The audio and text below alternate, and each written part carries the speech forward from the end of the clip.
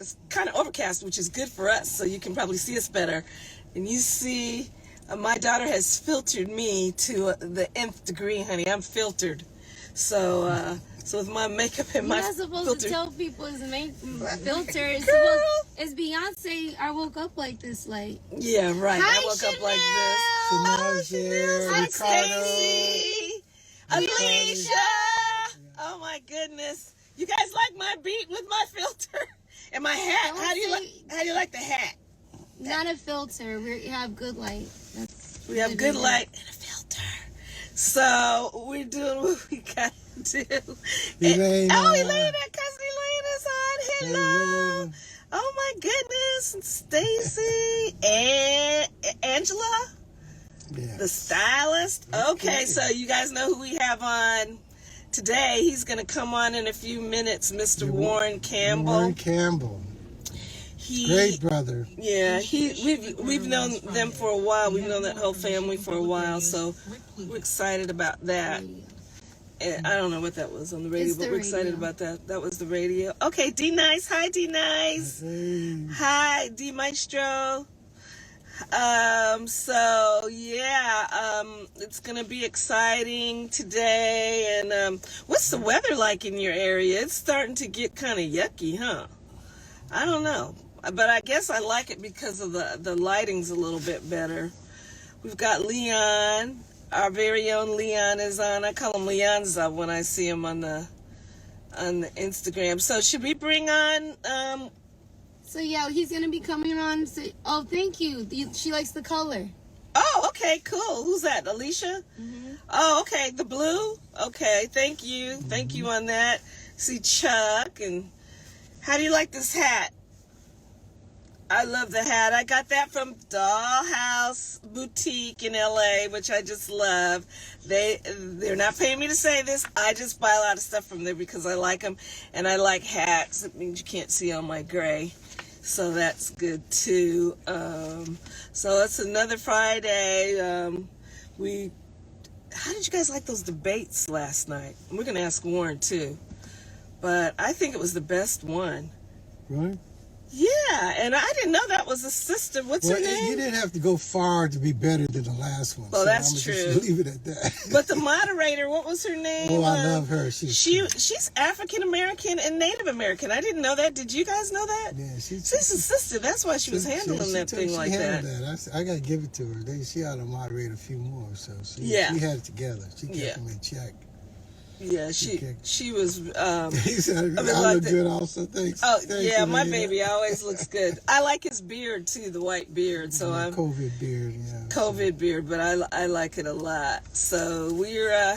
Yeah, so we're going to have Warren. We're going to be talking about a lot of different stuff here. Can you type your password in here? So you got me off. You got me off. Shaman. Now I don't know what I was saying.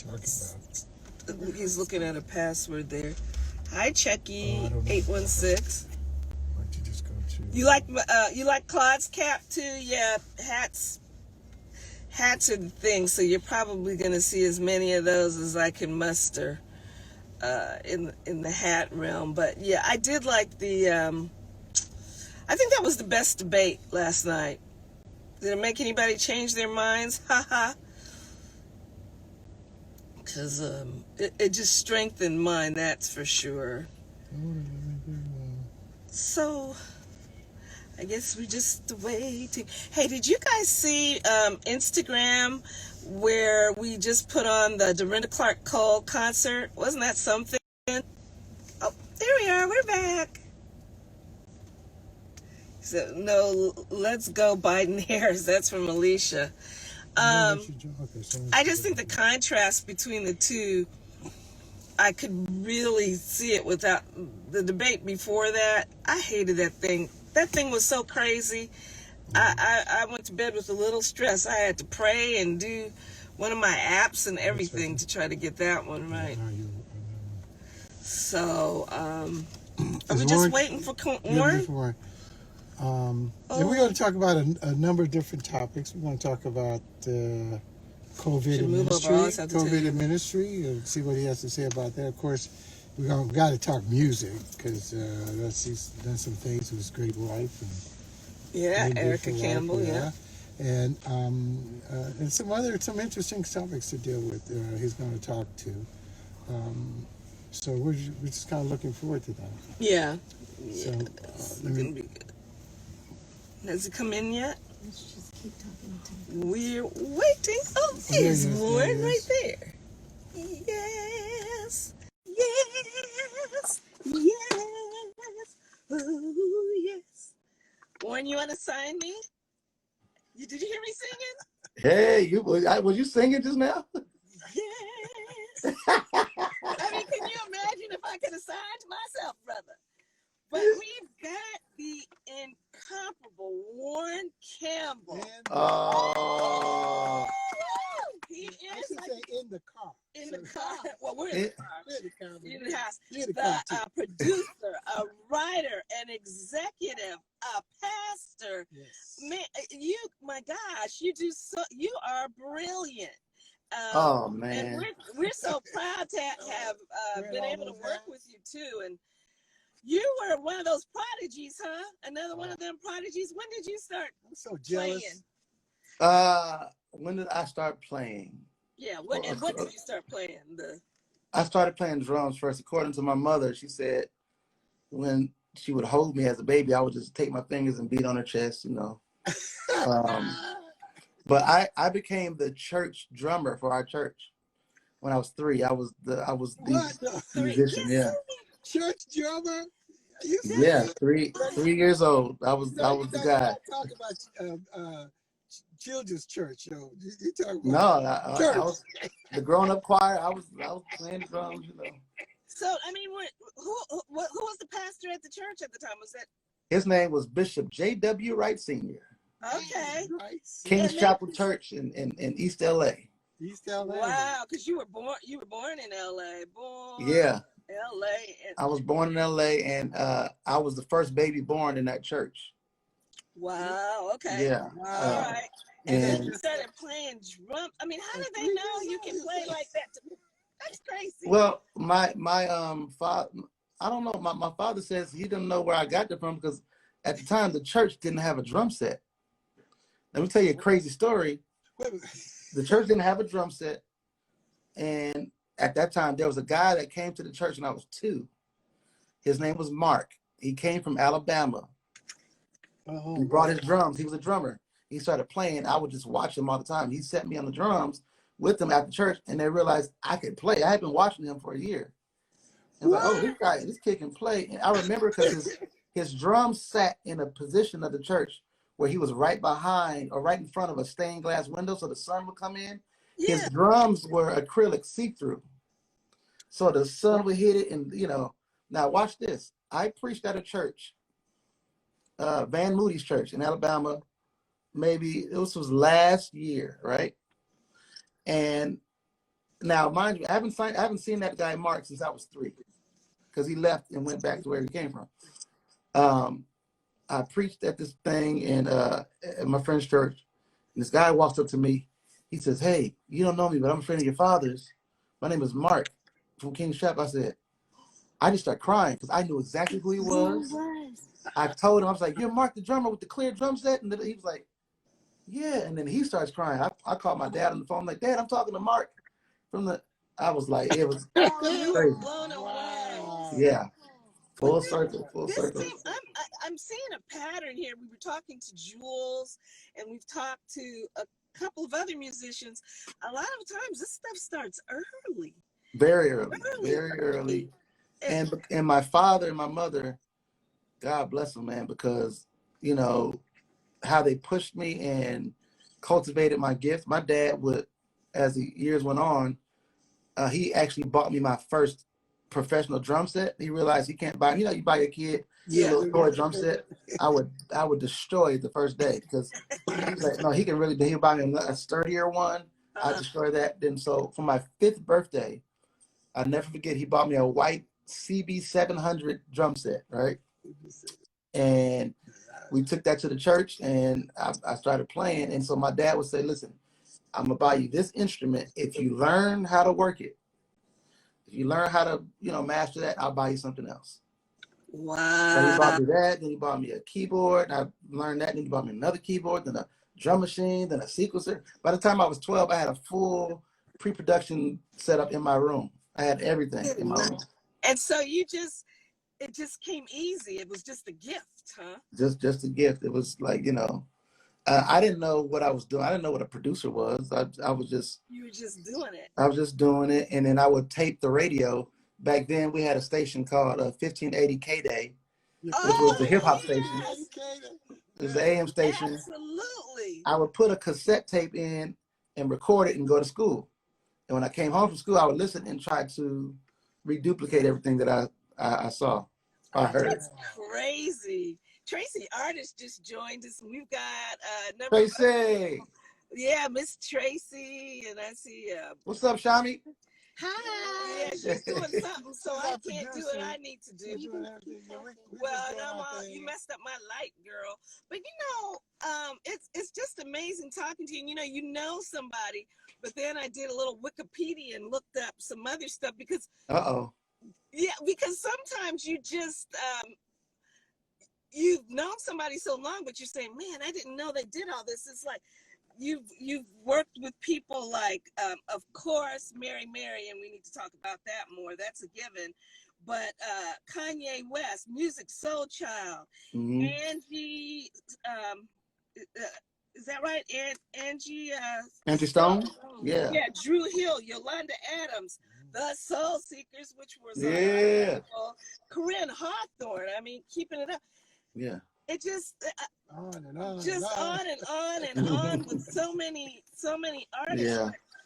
And I think a lot of people know that, but we wanted to get to know you more as Warryn Campbell, the man, because we see you with your lovely wife, Erica, and all that. But sometimes, you just wonder, you want to know more about Warryn and how you've got 3 children now. Yeah. And what are their names? I know Krista. There's Krista, my oldest. Krista is 16. Then there's Warryn. 16 party, huh? Yeah. And then there's Warryn the third. We call him Wozy. Wozy, okay. He's 10. And then there's Zaya, who's 8. The baby girl. I remember when you guys didn't even have any kids. Yeah, when we were signed to Gospel Centric, I think I just got married. I had only been married a year. Yep. That's right. You guys were all newly married, and it was just this weird thing I remember where everybody's last name was Campbell. Yeah. and I was trying to figure out how that was going because Teddy Campbell, Warryn Campbell, Patrick Campbell, your wonderful mother who is like, I adore your mom. And so are you and Teddy related? No. So I met Teddy before I met Mary, right? Oh, really? I was on tour playing keyboards with Brandy on her first album. We went on tour with us and Boys and Men, right? We stopped in Milwaukee to do a show. There's another tour bus when we pulled up, thinking I was like one of the other people from the tour, but it was a play called Mama, I'm Sorry. A guy named Michael Matthews had a play. Oh, I remember Michael Matthews. Yeah, and so they were in a play. The play was in a theater inside the hotel where we were staying, and all the cast was in the band and stuff was in the hotel. So one of the guys in the band knew me, and I get a call in my room, and this guy says, "Hey, Warryn, it's Champ." His name was Champ from Kansas City. I said, "Champ, what's up, man? I haven't talked to you in years. I'm here at the hotel. I heard y'all pulled in." I'm like, "Come downstairs." I was like, "Oh, okay." So I come downstairs, and he's standing there with a guy named Eric Dawkins from Dawkins and Dawkins. Yeah, Eric, okay. Dawkins, yeah. So that day I met Eric Dawkins, and then he's standing there with another guy named Teddy Campbell, Oh, okay. who happens to be had the same last name as me and happens to be the same age as me. We were both 18 or 19 at the I time, think we were even the same age. and we just hit it off. Now, mind you, we're in the crowd, we're in the group, just chit-chatting and talking in the lobby. Way in the corner of my eye, I see by the elevators, I see these two girls walking. It's Eric and Tina. They're about to play. And I looked. Okay. I said, "Oh, that's those girls with that from LA that sing." Because I don't know their names, but I know that they had a family of women, girls. It was like 8 of them, and they all sing. I said, "Oh, that's them girls that from LA that sing." I don't know. And then Teddy goes, "Yeah, man, they stuck up though, man. They don't talk to nobody. They don't want to." No, he was trying to block it. He was blocking. He was blocking. But me and Teddy hit it off, and I saw them, but I never seen them again after that. They weren't going in the elevator, and so me and Teddy just hit it off. We became basically like best friends from that day on. Crazy. That is crazy. And them two stuck up girls. And your wives. And the mother of your children. Yep. I saw something. Now, this is something I didn't know. Did you have the name Smiley and Baby Dub? What's up with that? Yeah, Baby Dub. See, Smiley, it's funny. When you're from LA, whether you're in a gang or not, when you're from LA, you live in South Central, the gang culture just sort of whatever they call you, it permeates. So Smiley is basically, there's a lot of Smileys like in the Hispanic Mexican gangs. Okay. So they started calling me Smiley because I smiled a lot, right? Okay. And they call me that at church. They call me that everywhere in my neighborhood. Smiley, yo, what up, Smiley? What up, Holmes? What up, Smiley? Okay. And so I would use that as a nickname for my credits. And then DJ Quick. Yeah. Thank you. I was like, let's get to that because DJ Quick started calling me Baby Dub because I met Quick when I was 17. And I started playing keyboards on all his records, and he started kind of mentoring me. He's the one that taught me how to produce records. Oh. And I was the youngest. Everybody was older than me. Quick is 6 years older than I am, and there was a bunch of all these guys, all these Bloods, and that he hung with, who just like treated me like a little brother. You know what I mean? They all called me. First they called me Boy Wonder, then they started calling me Baby Dub. Baby Dub. Okay. That Baby Dub just stuck. What songs on DJ Quick were you playing the keyboard? Because I was telling my parents, I was like, I didn't know. I was like, you gotta understand, like DJ Quick, like I didn't know. Like when he was saying he transitioned to gospel, like I didn't know it went deep into like West Coast culture. Like, oh yeah. I'm definitely a West Coast general, baby. I didn't know. And you love the Raiders too from back when they were here, huh? Are you still Oh yeah. Raiders? Oh yeah. So Quick, I started with him on his third album. The album was Safe and Sound. Okay. Okay.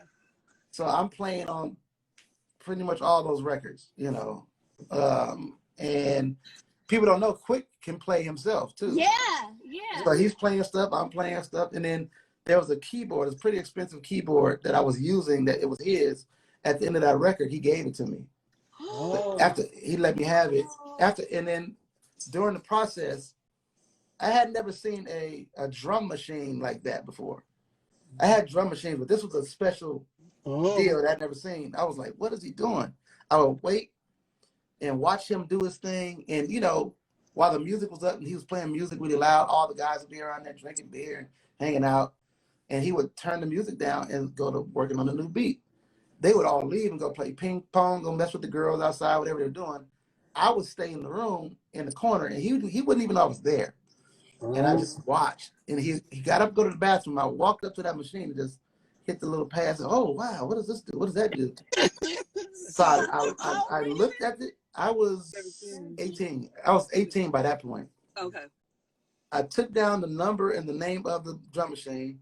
And I went to, back then we had to remember the Recycler, the newspaper. The Recycler, yes. The Recycler. You looked for the Recycler. You went way back. I went to the Recycler and found one, and I bought it. Oh, okay. Wow. And I go to Quick. I say, hey, Quick, I just bought a drum machine like you have. He said, what? What do you mean? I said, I just bought one. I got one at home. He said, wait a minute. Wait right here. Don't move. And he leaves. I'm thinking he's upset about something. I don't know what was going on. He comes back with this briefcase, this big anvil metal briefcase. He opens it up. It's a bunch of floppy disks with all his songs from all his albums, his sounds and everything. Closes it up, hands it to me, and says, take this home. Get a bunch of discs and copy everything on here and bring it back to me. I'm going to show you how to work it. Wow. That's deep. So that first Mary Mary album that you hear Yes. are all full of the DJ Quick sounds. Then it makes sense to me now. Like, it Yeah. makes sense. Yeah. If you listen to the drums on Shackles and then go to the Safe and Sound album and listen to the drums on the song called Dollars and Cents. Yes. The same thing. Sorry, I was like, they don't understand. You know, It's crazy. Yeah. you I someone still like use that is to this just day. a blessing. That's It's a, you know, deep. Yeah. first, you know, he has a particular heart, and I really appreciate. You don't get people with a heart like You don't that. get that. Yeah. So, I mean, how did your parents feel about you working with someone so secular, number one? And number two, At 17. and At how- 17. Well, it's a funny thing. My dad was also my pastor. okay. Oh, At about 14, 15 years old, I met this guy who I admired so much. His name was Mario Skeeter Winans. Mario. Yeah. And at that point, Mario was probably a year and a half or maybe 2 years older than me. I looked up to him so much. I don't even think he remembers it, but at the time, Mario wasn't playing no games. He didn't do secular music at all. He was like, I'm not doing no secular. And I just said, oh, I'm going to be like Mario, because he was producing Fred Hammond then. Yeah. He had produced this other group called Anointed. Yes, I remember. And he playing drums for his mom, Vicki Winans. And Mhm. I thought he was just amazing, right? And he did also, he played drums on his father's Perfecting album, the church choir album. Grace, yeah. And so when I met him, he had this whole, I don't do secular music. Mhm. So me trying to impress my dad, who was my dad and my pastor, one day I was like, Dad, you know what? I'm never going to do no secular music. My dad says, boy, sit down. Let me talk to you for a minute. Yeah. And my dad, who was also a musician, is a bass player. Okay. He said, listen, you don't type. You don't do construction. You don't do, your job and your occupation, you are a musician. This is how you're going to make your living. He said, but you have to also consider your salvation. What you don't want to do, he said, I hear all this music you like this R&B stuff, you like this and that, the hip hop stuff. I don't really like all that, you know, cussing and all that kind of stuff, but I know what you like. So do what you feel, do what you love to do, but don't let your occupation run all over your salvation. Wow. It has to be standards. You have to have a barometer. You have to have a bar, right? Yeah. And I didn't always, so my father was the one that pushed me into that. Wow. I didn't think, I know he didn't think he was pushing me into Death Row Records. And so I further knew he didn't push, because like one time, Quick and Tupac called the house because they had a song they wanted me to work on, and they rapped. They're both on the phone rapping on my parents' answering machine. They don't know that I live with my parents, none of that. They just, you know. So I get home and my dad says, Warren, get upstairs. I found out, what's going on? What is this? And he plays the record. He plays the answer machine. Wait, which song? No, it's not even a song. It was a song called Fair Exchange, right? Okay. Never came out. But they're rapping and cussing on the thing, you know, and B this and F that. What's going on? I'm like, oh my. Oh, that's Tupac and Quick. That's not, you know. Not that big thing. He's like, what? What is this?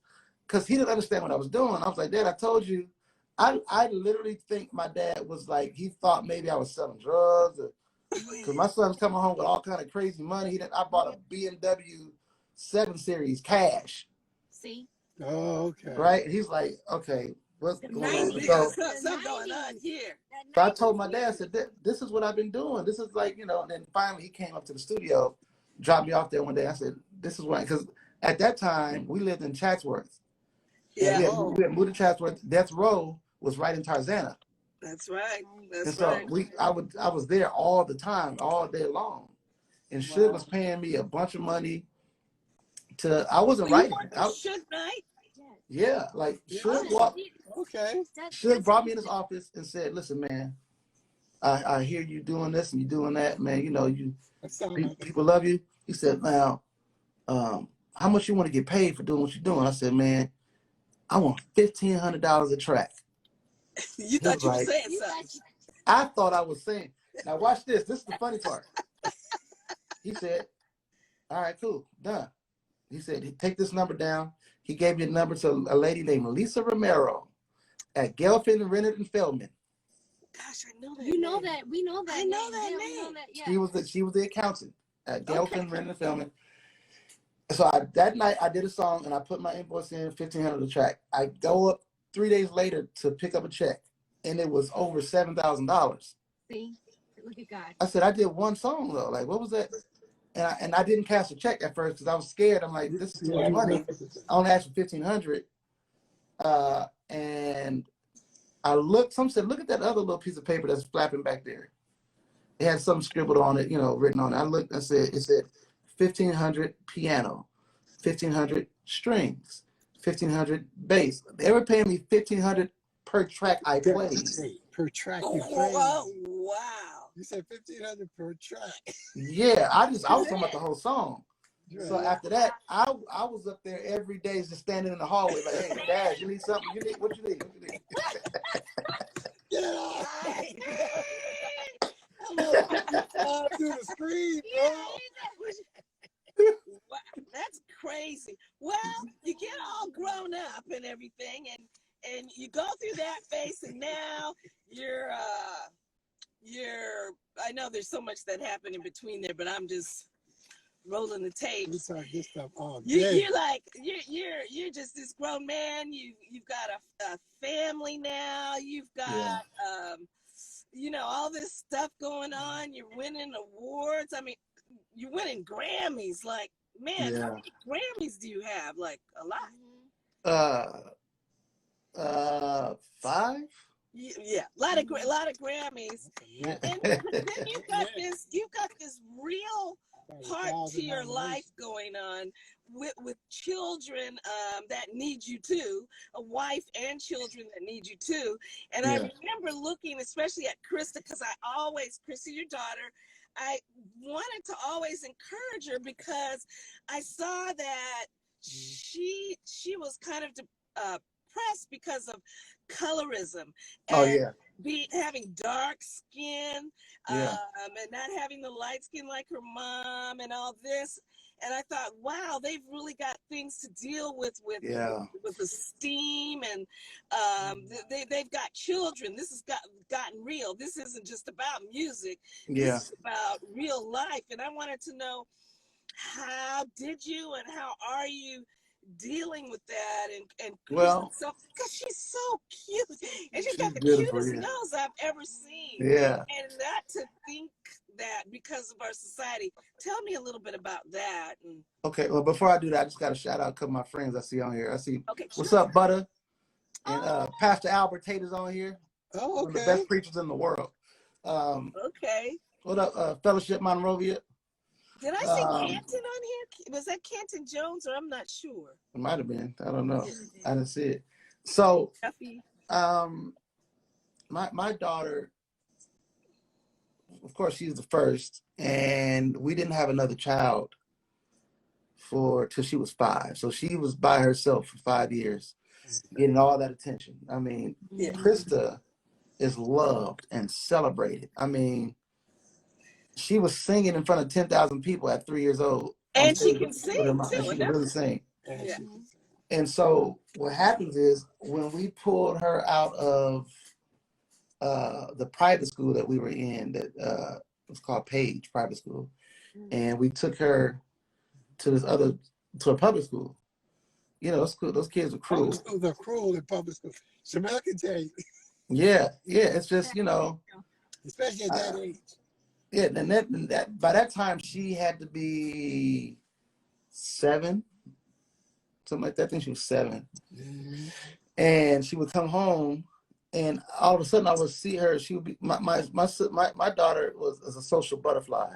I mean, she would talk to anybody, grown ups. So she can hold full conversations with grown people. I mean, she can work a room at 3. But now all of a sudden she's withdrawn. She's not talking much, you know. So I'm like, what's going on? I see that. Come to find out, we start digging, and kids are making fun of her at school, you know, that kind of thing. And then one day, and it kept going until like she went to middle school, 7th grade. She just like, I feel like I don't have any friends. And it wasn't that she didn't have friends. Nobody was catering to her like they did everywhere else. You know, she's in the real world now.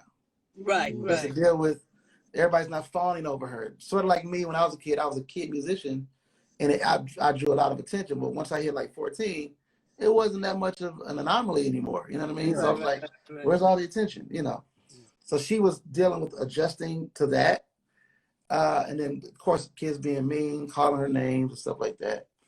And so in middle school, she came home and said, the kids, you know, they call me like, they tease me, call me little rich girl. I said, that's a tease? That's an insult, little rich? Do you know how I grew up? Like, are you kidding me? I said, this is what you do. You go back to school tomorrow and tell them kids, I'm not rich at all. My parents had the money. I'm broke. I don't have anything. I don't have nothing. Y'all all the same. We all the same. I don't have no money. Yeah. You know, I get that.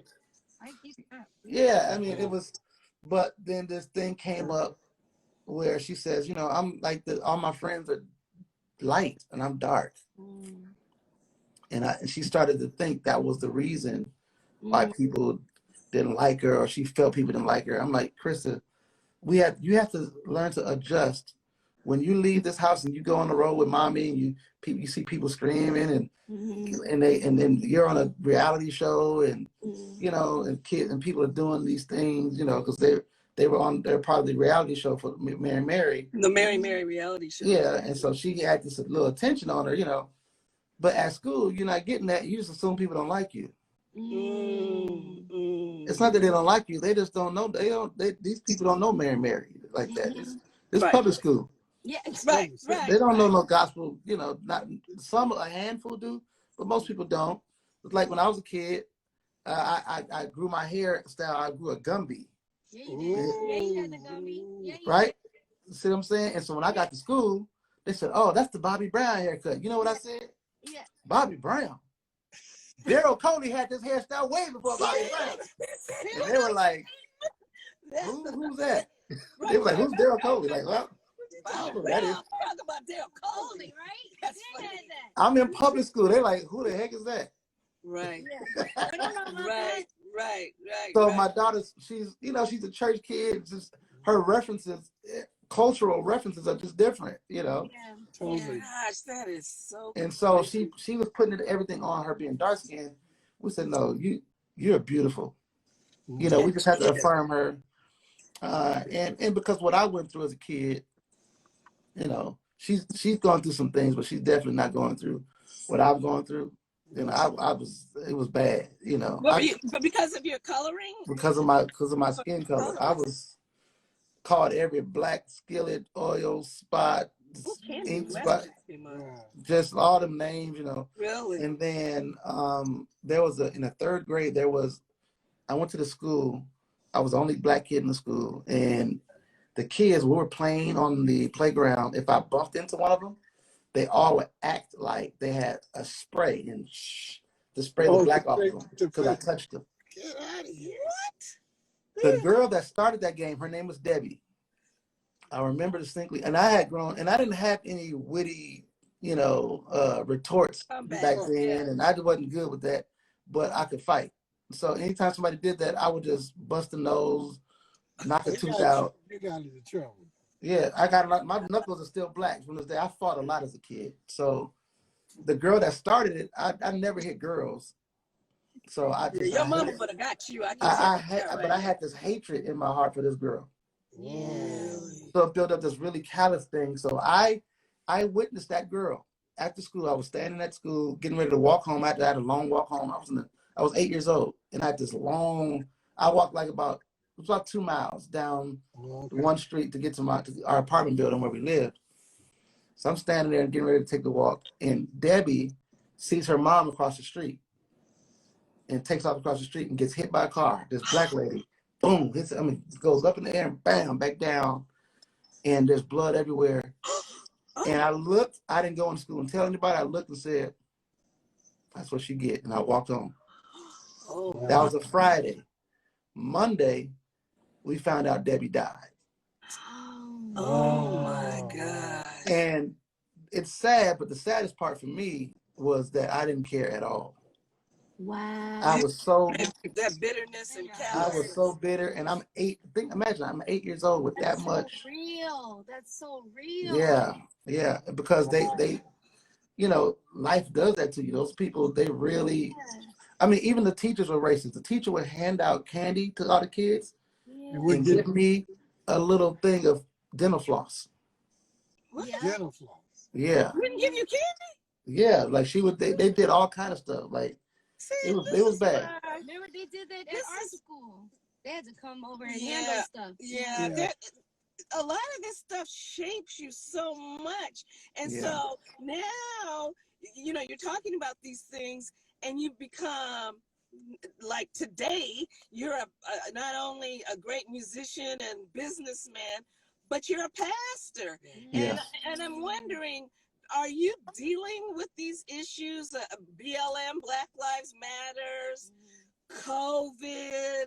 Yeah. You know, tell me about all that, because now you have quite a sensitivity. Racial injustice. Yeah, I mean, stuff that is still going on. There's so much to deal with, and one thing is for sure, there will be no vaccine for the emotional trauma after this is over.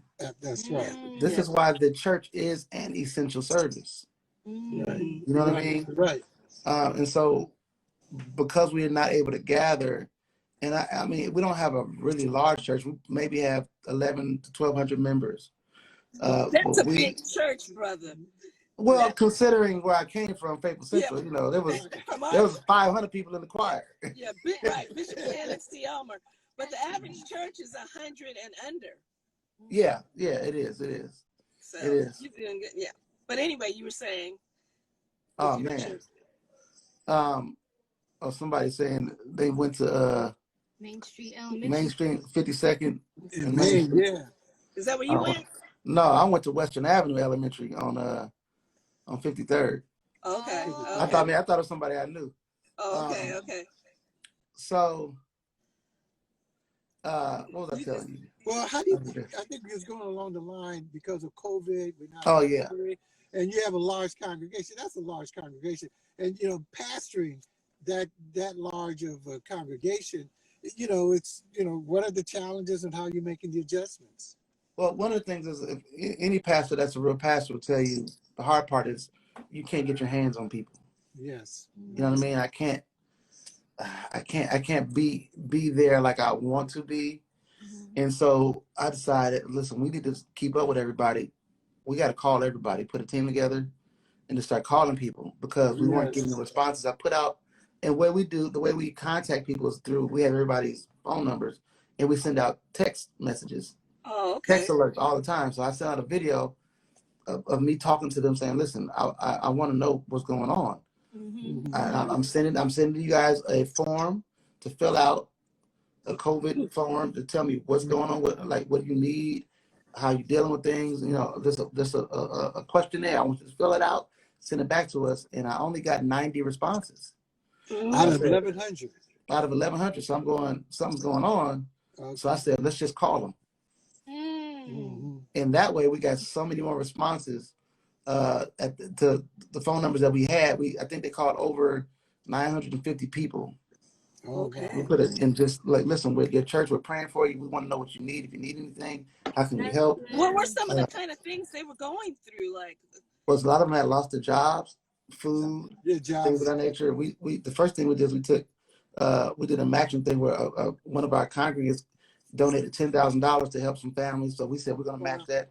Let's give $20,000 away for $1,000 for 20 different families to help them.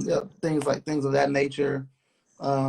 That's still ongoing because we do grocery store giveaways as well. So there's been people who needed food, some people were just isolated and needed more connection. So we said, okay, we're going to get on Zoom and do Zoom meetings, and instead of waiting to get back to set up our small groups, we're going to do it now, and that's developing now. And then now we're doing exercising. I think it's twice a week where they get on the Zoom, they do exercise classes together. All these things that are connecting us. And so what I've had to do is learn how to pastor during the pandemic because I can't physically be there. So I had to figure out ways to get people connected and foster even more community. You know what I mean? Which reason people come to church? It's for community. Really, it's for spiritual reasons to get closer to God, but it's really for community. Yeah, absolutely. No, you're absolutely right. Yeah. So we've been, that's definitely like, and the thing is, I've realized as much as they need me as a pastor, I need them. Yes, yeah. I miss them greatly. I mean, I'm looking at old services online and videos. I'm like, man, look at our church. I miss these people. Yeah.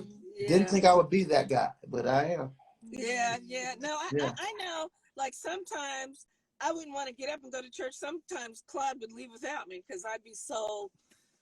It's embarrassing to say lazy, but now I find myself on Saturday missing that spiritual process I go through to get ready for church, just to assemble with others, and it can be rather difficult. But I mean, I think also you as a pastor, do you find you have to be just really aware of public events? I mean, like there was the debate last night. Did you see that? Yeah, I watched that. What did you think? What I really think? What'd you really think? I found it hard to believe. I said, I cannot believe. I said this about 17 times last night watching that debate. I can't believe that this guy's our president. Yeah. I can't. How, Sway? How did we get here? How, Sway?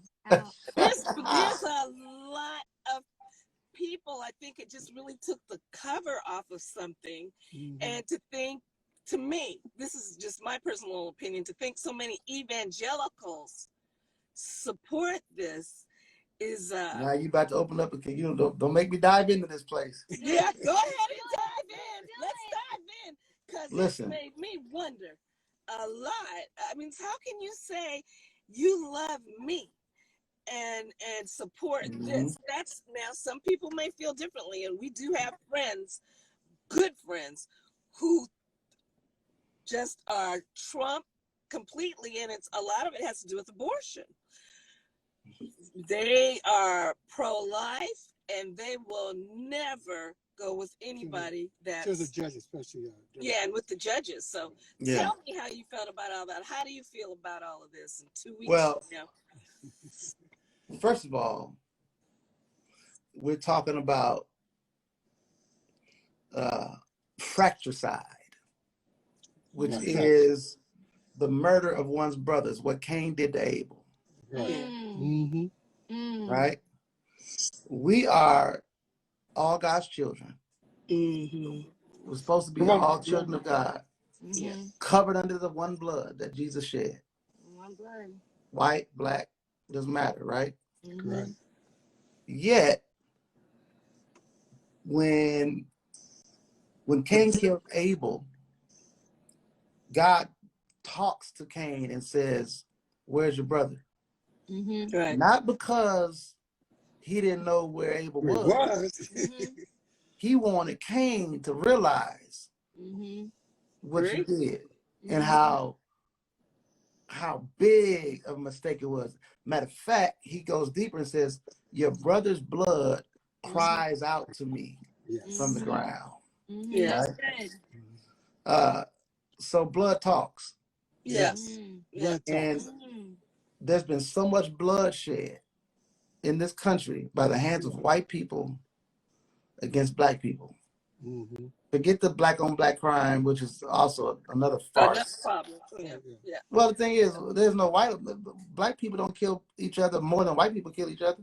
But you don't hear nobody talking about white on white crime. Exactly. Exactly. That's a phrase. We didn't come up with that phrase. They did. Now that's another day. But there's so much blood being spilled. And if you're my brother, how can you not speak up for me? Mm-hmm. Mm-hmm. Mm-hmm. If you're white and you know you have that privilege, mm-hmm.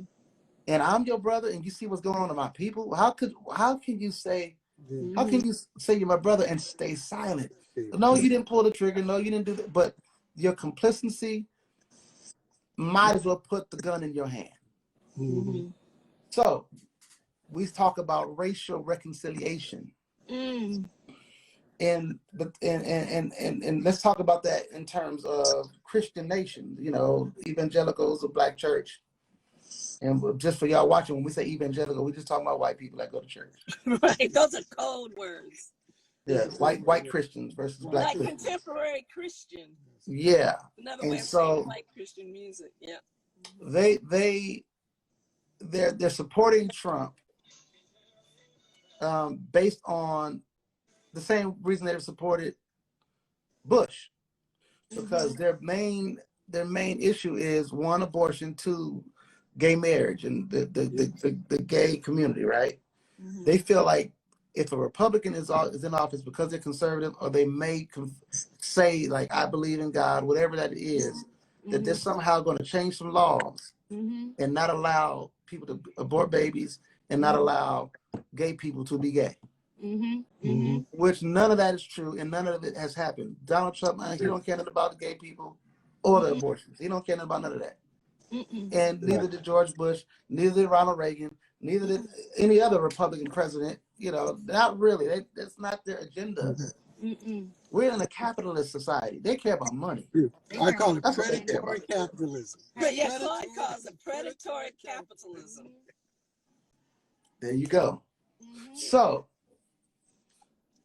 if you're going to support somebody who dog whistles and calls for violence against our people, but you call me my brother, yet you're crying and saying we need racial reconciliation, my answer is we can't have that. There can be no racial reconciliation. Why? Until one thing happens.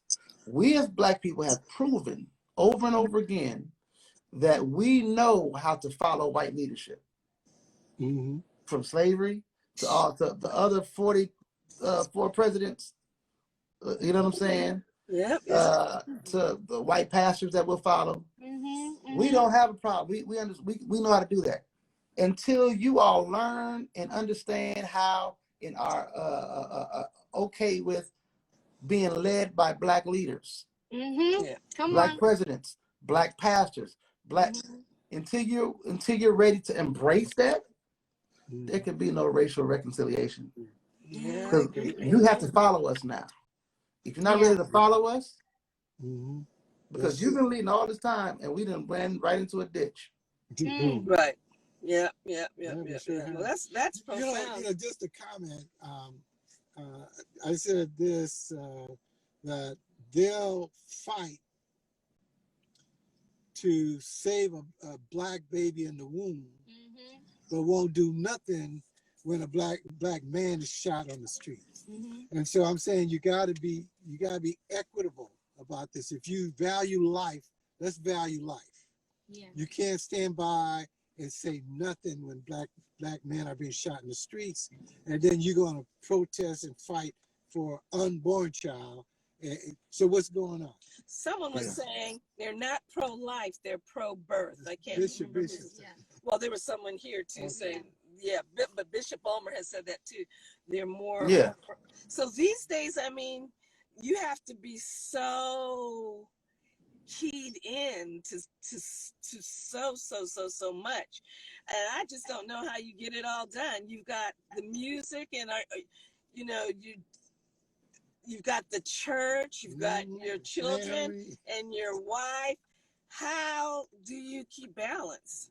Do you keep balance? Yeah, I think, you know, I guess from the outside looking in, it seems like, you know, you're doing all this stuff in the vacuum and kind of a whirlwind, but you're not. You're just doing one thing at a time, really. You know what I mean? It seems like I got all. I'm just crazy, like a Tasmanian devil. It does seem that way. But you got a team. I definitely have a team, and I've learned music. I've learned how to give ministry away. Okay. So everything has to pass through my hands, yes. But if I have to hold on to it, perhaps I have the wrong people working for me. Right. Okay. Right. It has to pass through my hands, and I say, okay, you hold that, and report back to me and tell me what you did with it. But you know, I can't be, you know, I have one mind, you know. Yeah, and you have to be where you can be ready to let them at some point go and continue to build. I mean, I had people like Monica Bacon, Tracy Artist, Adrian Warren. You had a crew. You had a real crew. I had a crew, baby, like none other. Okay. Yes. There's never been a crew like that since. And let me just say this publicly while I'm on y'all's live today. Nobody has yet to do what Vicki Mack and Claude Lataillade has done in this gospel music industry. In terms of, I remember the first time I heard a product of you guys. I used to go to this place called Valley Book and Bible, and you can like listen to the tapes.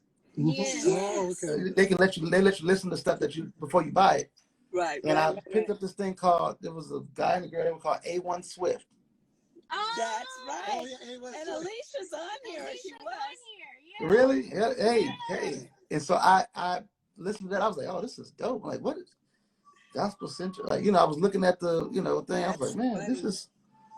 And then I start seeing it here and there. And of course, the Kirk Franklin and this one and that one. I'm like, oh. And at the time, I'm at Death Row. I'm like, oh, they move how Death Row moves. They're like a whole unit, a family. Yeah. You know what I'm saying? They oh, wow. And then when I finally met you guys and we brought the Soul Seekers over there, I was like, man, this is definitely, and it's totally inspired me to do, because back then we did like an imprint deal through my thing, you know, got my block, and I just started it. Just started thinking about it, you know. But that let me know right there, like, man, I could do this. After that, I went to go work for Elektra Records. Okay. I did 3 years there, and then after that, I really started the label. But it was just being around you guys and watching all that go down. Like, the Lord really used this. I mean, we were so in it. Yeah. I don't think we realized, but we had people like you. We had incredible artists. I mean, you guys were another set of artists.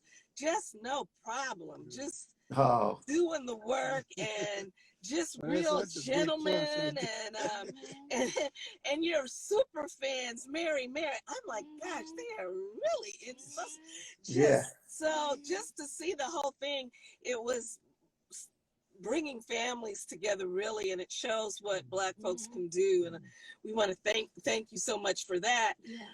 Before we go on, though, I know you've got some new music at my block, and we want to hear some of the things you've got. We always like to support. I have a playlist called Vicki Mack's Wax Tracks, and we have on there several playlists. We have several playlists. That's the arching. We have the new for all new music, which we're going to put the song that you're recommending on, and we have the crossover and some others. So what are we going to listen to? It's Not Over. It's Not Over? Oh, Jason McGee in the choir. Jason McGee in the choir. So I've known Jason for a while, but then one day I went to a concert at City of Refuge where he is the minister of music there. Yeah. And they were having a choir concert. Now, if you know me, I grew up in church, but you know, in terms of music, I wasn't really like a choir guy like that. I didn't know much about choirs or anything like that. So, but this day I go there and I'm like, yo, this is amazing. It was so good. So good. I decided then, I want to sign that guy. So I came up to him and said, hey, man, let's do something. Yeah. Now, I don't know nothing about choirs and stuff like that. So let me get my boy Gerald, who's part of the Soul Seekers. Gerald hadn't produced everything. Gerald Hadden. And they wrote this. They did a great job at doing this. You know, so I got to just sit back. You know, it was one of the times where I didn't have to be his hands on. Okay. You know, I mean, I had to pay for everything, Gerald's of course. Brilliant too, but Gerald's crazy. Oh yeah. I've been seeing Gerald on Instagram. He's out of his mind. I didn't realize he was that crazy. Gerald is a nut. Gerald is a complete nut. But go on. I think It's Not Over is one of the songs off the live recording. Am I playing it or you guys playing it? Were you gonna play it? Because I think you said it was gonna be better on your side. I can play it. If we go, Warren, because we've got 5 minutes, if we stop, is it okay if we come right back on? Sure. Okay. So, folks, we might have to, if we go off abruptly, meet us because we're going to come right back on for part 2. But we're going to listen to Jason McGee from Noel Jones's church, right? Yeah, from City of Refuge. City of Refuge, right. And Gerald Hadden, who is Dietrich Hadden's brother. Mm-hmm. He is, yeah. He is so much fun and totally insane. And a pastor also. All you guys from Soul Seekers are pastors just about, huh? Ain't that crazy? Yeah.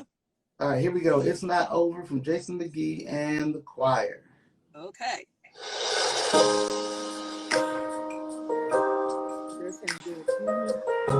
Sounds good.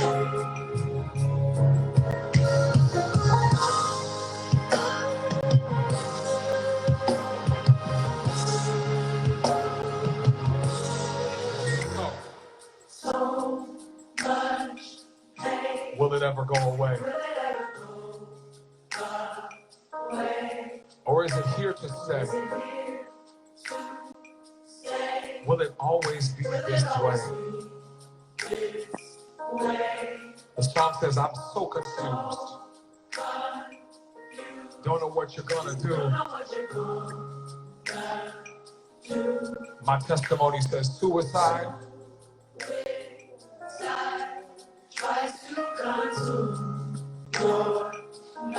But we came to tell you, don't trust the voice in your head telling you that it's done.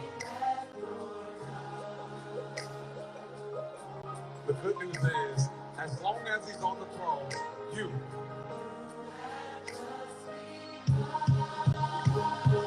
say,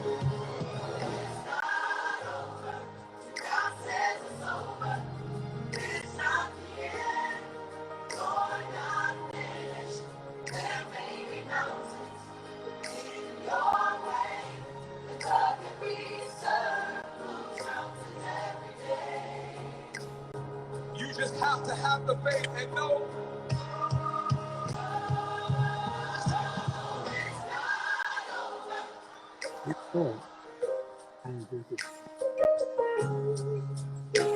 Come on.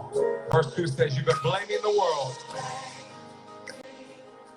for everything that's happened to you. Somewhere along the way, you've become bitter of everything. We came to encourage you, don't trust the voice in your head saying that you're done.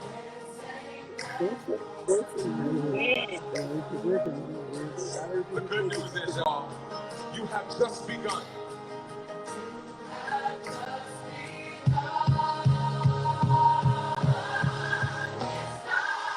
So God says it's over. Amen. It's not over. You are not finished. There may be some mountains standing in your way. But the God we serve, He moves mountains every single day. You just have to have the faith and know, say. We came to tell you that you shall live. You're not going to die. You'll survive. Oh, because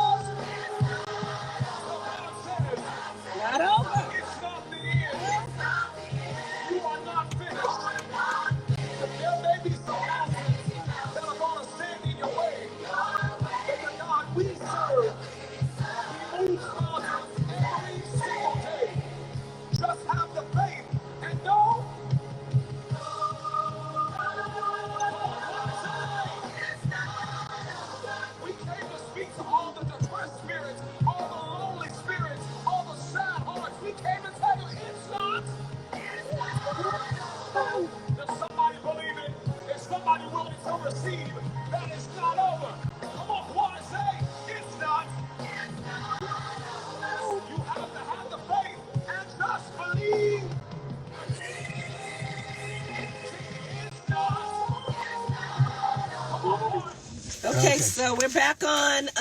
So that was a great song. Was that it's song? Not Over. That's a song it ain't for over, today. Yeah, that's a song for today. People are giving up and saying it's not over. There was a line in there where he says, "Don't believe all the words in your head," or something like that. I'm gonna ask him as soon as he gets back on. That's so true. That's true. If I could just make a couple of comments, because not everything you think is true. That's right. And especially in relationships, Vicki might do something crazy. I'm thinking, oh, she did that because this and that. It ain't farther from the truth than anything. We're talking about some stuff. But just because you think it doesn't mean it's true. That's right. And so you have to learn to say, whoa. And things that you say about yourself and not true. It may not be true. Yeah. This is going to happen. That's going to be bad. Da, da, da, da. Yeah. That ain't true. Yeah. Did Warryn actually write that? I don't know who wrote that. I don't know. We can check. I think it was Jason. Jason wrote it. That, Jason. yeah. Okay. But that's a powerful statement. Oh, there's my sister. I don't know if she was on the whole time, but we're just waiting for a minute for Warryn to... Hi, Jeru. Oh, there's Jeru. Jeru's in the house. Just waiting for him to come back so we can close out. But that song is powerful. We're definitely going to put it on our playlist. So I don't know if Leon's there, but Leon, and we've got Wow Jones too. But that was so powerful. I think it's also powerful that Warryn having a political mind and not being afraid of it, and not being afraid on the pastor side to have views about relevant views, views that are a lot of people think that the church is not relevant. Well, you see right here with Warryn Campbell that there you are. We were just talking about. I love this song. We were talking about those words. Don't believe everything you hear in your head. Yeah. That was so powerful. Now, who wrote that song? That was written by Jason and Gerald. And I believe Gerald's wife Tammy hadn't Tammy wrote a lot of stuff with them too. Yeah. She's amazing. She's an amazing writer too. Oh my God, yeah, she's a beast. Yeah, they were with us. Well, let's see, how did we worked with them when we were at Central South? Yeah, we distributed. We couldn't do as much. I think if I did anything again like that, it would be the label, because you're more hands-on with the artist. And yes. Kind of. Listen, let me tell you something. Your marketing, the way I'm telling you, I've not seen nobody do it like that. Well, you're a master marketer. Well, thank you. I don't think people, the kind of artists that you have now, I don't think a lot of people want to hear all that and want to be controlled in that way. I don't think. Well, if you tell them that on the front end, see, a lot of times what we do as executives, they're trained to sell a dream to an artist, right? Yeah. And I just saw that doesn't work. So what I do is, when I sit down with an artist, I said, we're sitting across the table from each other for a couple of reasons. One, the first reason, most important reason, is I feel like creatively I can do some really amazing music with you. Right. And now two, I feel like I can make money with you. That's right. And I'm gonna make a lot of money. A lot of times is that I'm gonna make a lot of money on you. This is a business. This is business. So this is why if I didn't feel like I could make money with you, we wouldn't. I don't care how much great music we do together. I don't want to sit across the table with you. Right. And I think sometimes they get confused. They think we're a loan office or Jason no. Just came on. Oh, Jason just came on. Jason, your lyrics are fire. Yeah. Fire. Jay McGee. McGee in the building. So I think you're right. A lot of times they don't realize that this is a business, and I'm working hard at it because I want to make money, not just for now, but for when I retire. Because I've noticed sometimes artists like, you took from me, and you took too much money, and you took this. And I did. I actually did, because this is business, and I'm going to work hard for you so that I put the money in, though. And I put, you forgot about how much money I put in. Right. But see, this is what I tell them. I said, listen, I'm gonna make a lot of money, but so are you. Yes. If you work, exactly. if you just do the things that I'm coaching you to do, like it's gonna be great. Trust me. Yeah. And it's not gonna happen overnight. It's gonna be a process, but we're gonna get it done. And but it's gonna happen. It's definitely gonna happen. I mean, how do you? I know we're going over just a little bit, but oh well. How do you work that with your wife? I mean, Erica has always been so sweet and everything, and very sweet. Yeah. But how in the world? I know just Claude and I working together. Big the whole thing about it, yeah. Yeah, some days we're gonna have to just get on all the folks who work with their husband and wife. I mean, my husband is very patient because somebody's trying to call me. I'm telling you, it's a blessing to me because that's how we started. Right. We started out working together. The first time we actually met, she came over my house to sing backgrounds on a song, right? Okay. And then we started writing songs together. So that was your excuse to be with her. Yeah, for me, but it's also the subculture of our relationship. Right. Is music in the music business, and we love it so much. We talk about music business. We talk about creative stuff. We talk about marketing schemes and promote. That is the subculture of our house. You know, we love it. Going with the radio stuff and all that. Is she going back? She can't be going back and forth. No. Now she has to do it from home. Okay. Which they had already set it up for her to do that. They built a studio for her in Dallas, which she loves. She goes to. So we'll be in Dallas when we're able to open up again. We'll be in Dallas part-time during the week. But then, at first she was spending 2 weeks out of the month in Dallas. And then she would come home on, say, Thursdays. She would come home and then stay until Sunday night and then go back to Dallas, So you really had to work with the kids as well. We're talking about Erica Campbell from Mary, in case some of you guys are just coming in. They're married. So we wanted to make sure everybody got that in. Well, yeah, I mean, and we have help, so it's not like we have to do it by ourselves.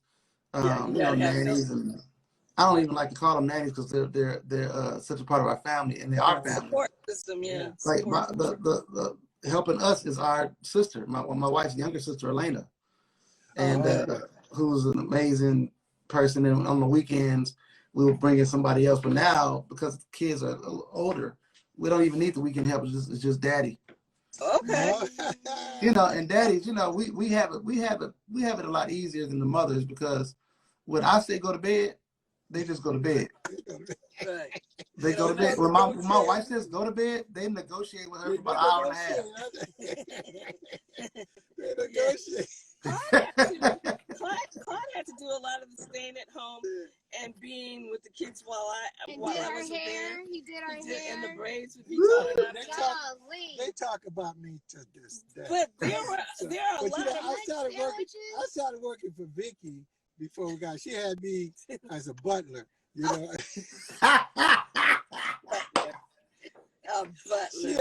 had a catering. She had a catering business. And she had me working. I have to work in the catering business. Me and my sister Leslie, who's a great chef, you did do that while we were dating. So I guess it's the same way. But what I learned from Coach, y'all don't know I call him Coach. Yeah, we won that game, bro. Yeah. Ever since then, he's been coach. We played a celebrity basketball game. What was that? Moody College in Chicago. That was at Newburgh. Newburgh. That was Newburgh? Eddie Long. Yeah, Eddie Long was coaching the other side. Oh, yeah. I played in another one at Moody one time, but this one was at Newburgh, and we won. Yeah, So I've been calling Claude Coach ever since. Me and Randall Cunningham coached. And so, it wasn't Randall Cunningham. It was Dave. No, Randall. Randall. He was back from Minnesota Vikings. We posted it today. We posted it today, and there's. I saw it. We posted you today. Yes. He's the cutest little thing because you come up there and they said, "Well, Warren, what did you do?" He said, "Well, I was in the locker and I had a word." And he said, "What was the word?" He said, "We got it. All things work together." That's all things work together. And then you just went away. And then you got Teddy in the back. He's like, "Yeah." And like Sean in there. Yeah, LaShawn was there. Oh man. No, he didn't play. He was performed. Miss him. No, LaShawn did not play. He couldn't play no basketball. that's what he said. said we had to pay him. That's why he wasn't playing. Y'all can't pay me not to play, man. Oh, I missed that boy. He was another crazy one. I just can't imagine him and Gerald Haddon together. Listen, they were in a group together. I know. I know. I don't know how they did that. But see, That was craziness. LaShawn, I'd love to tell the story. So I had, you never got to come to my studio, I don't think. I did. We came to, but I came and I just sat and talked with you one day when I was at your studio. The one in North Hollywood, right? Yeah, okay. Yes. So at one point I wanted to sell that building. And I just couldn't get, because I was pastoring the church and I wasn't there. I got staff there. I have at that studio I have 4 employees there, you know, and I'm like, I'm bleeding money. I'm like, let's just sell the thing. Yeah. And I couldn't get what I wanted for it. I'm like, I'm not gonna sell it for no lower than this price, right? So LaShawn says, man, I got an idea. I want you to meet somebody. So he introduces me to this guy who didn't buy it, but what he did was he got, you know, Randy Phillips from AEG. He got Randy to lease from AEG. They do all the concerts. They're like a live nation. But Randy was running AEG, and he got his name was Garnett March. He used to work at Interscope and do. You know Interscope. Yeah, he was over you know, promotions and stuff like that for the radio promotions there. And so he needed a studio for his business. I had a whole side of my building that I wasn't using. He got Randy Phillips to pay for him to go in that studio and to lease it for 3 years. Wow. And they put like a bunch of money into it, built it up, built 4 new rooms on the side, and renovated everything. And I got renters in there for 3 years. And now after 3 years, I'm able to sell it. LaShawn put that whole deal together, and plus LaShawn had a room there, his own room at the studio. So I was with him every day. As much during that time. Yeah, you weren't there when we went out there. We saw your mother. No, I went out and I sat and I talked about too, and that's when you told me we are not going to even have time for it this time, so you're going to have to come back. But when you told me about your the cancer and the healing, we're not going to even go into that. You're going to have to come back. Oh, I'll come back. I'll come back. Because we have so much to talk about. We have so much to talk, but I don't want to go that long for another hour. I want you to come back, especially after the election. You have to promise to come back. Yeah, after the election. You might have to write a new song or so after that. Blood Talks. Blood Talks. Blood Talks. Blood Talks. Yeah. That's the song. That's the song, man. You just said, I need to, hold on. No, it's yours. You said it. Blood Talks. Don't we get a little piece of that? No, you got it. You know how we can be though when it comes Blood Talks. I wrote it down. Yeah, Blood Talks. Yeah, that's a song. Can I say one other thing? That artwork, I did the styling for the Soul Seeker album cover. You sure did. You sure did. You know, we got to take a Soul Seeker. You guys are getting together, getting ready to do some things, Soul Seekers. Yeah, we started after 7 years of waiting for Teddy to come back. And Teddy just was like, I'm not coming. I'm done, man. I'm done. So we finally got a new lead singer. His name was John Terrace Tate. He's the pastor of Mount Moriah Baptist Church. He's only 27 years old. Oh, yeah. Wow. Beast, powerhouse. I mean, this guy is amazing. And so we recorded some records, and we're getting ready to do a virtual concert coming up this month. Actually, start rehearsing for that next week. And it's been really good. I mean, you know, you just made me think about something. When we first were coming together and doing our first album, we did the live recording. Right. And so Vicki, you listened to everything. He was like, I need come into the office. I need to talk to you. So there's some things that we need to talk about. So there was this one guitar part that Juba was playing. The song was "What Took You So Long." Okay. She says, "You see that guitar right there? It's going bing, bing. You gotta bring that out. I want to hear that. It'll be louder. Bing, bing." She kept doing that. I was laughing so hard at that, but I said it stuck in my mind when I got back to the studio to fix the mix. I was like, hey man, that guitar part, the ping. We gotta bring it. Turn it up, turn it up. Vicki needs to hear the ping. You know, because I'm not a musician, so that's the other thing with me. The artist had to be a musician that could understand me when I was talking, because I didn't speak in musical language. I spoke some other producer language. You didn't speak producer language. And but I did play flute. I was a flautist, honey, and I could play that.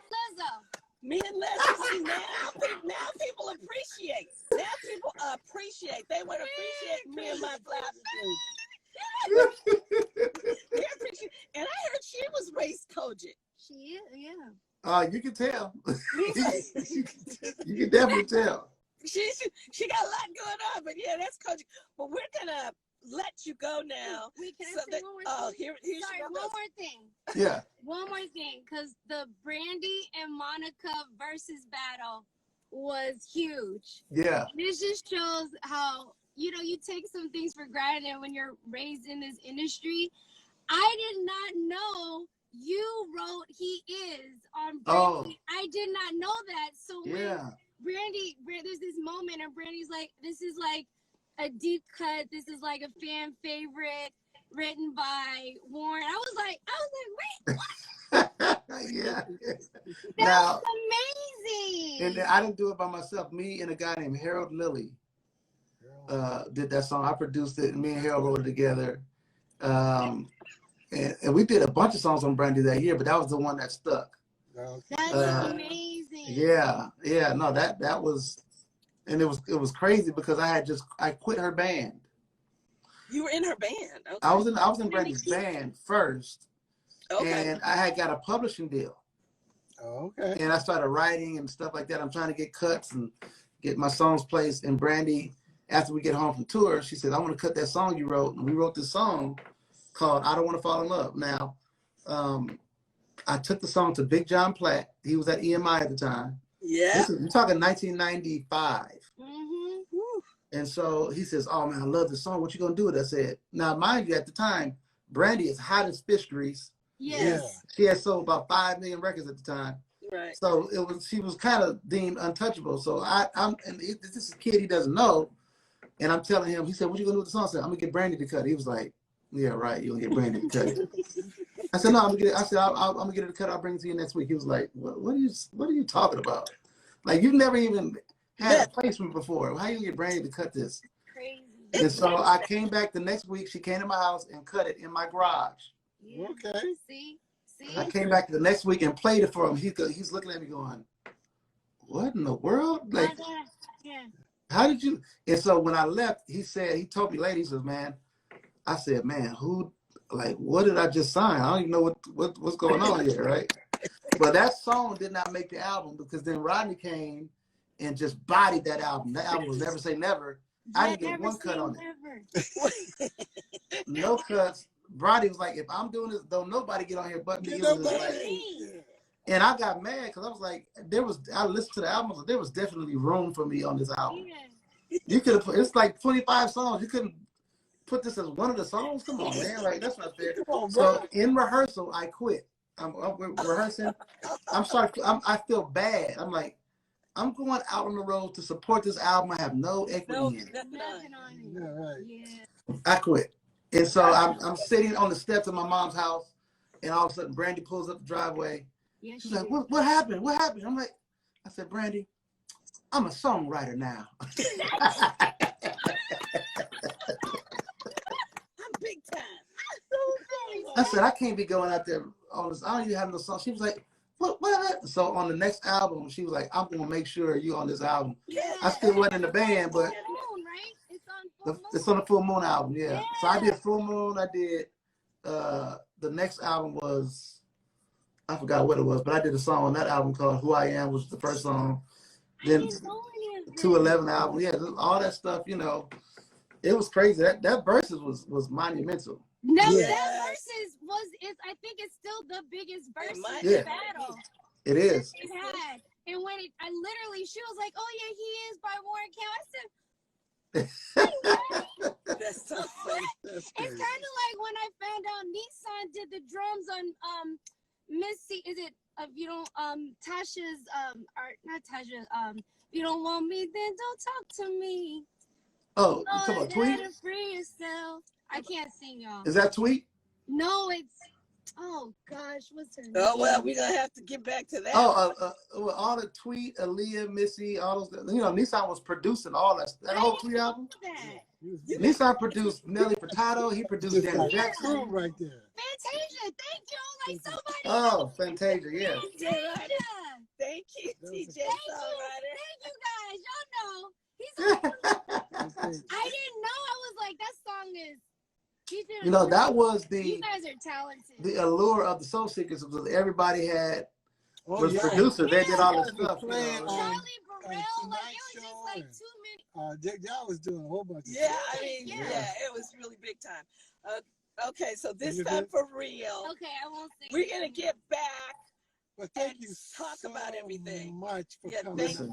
We love and you. Just sharing it. You're opening yourself up and just share some of you. And I enjoyed it. I think I got a little different perspective of you now, but good. It's a good perspective. No, really, because you share some things, and I really appreciate that. And so, thanks for coming on. Thanks for having me. This is the blast. Anytime, y'all let me know, y'all family. Yeah, I'm just going to continue to pray for your ministry. God continue to give you wisdom and how to operate in this time, and let your ministry prosper, brother. Praise God. I appreciate you guys. Thank you. Thank you guys so much. Love you. Love you. you. Bye. Bye, everybody. Thank you. Bye.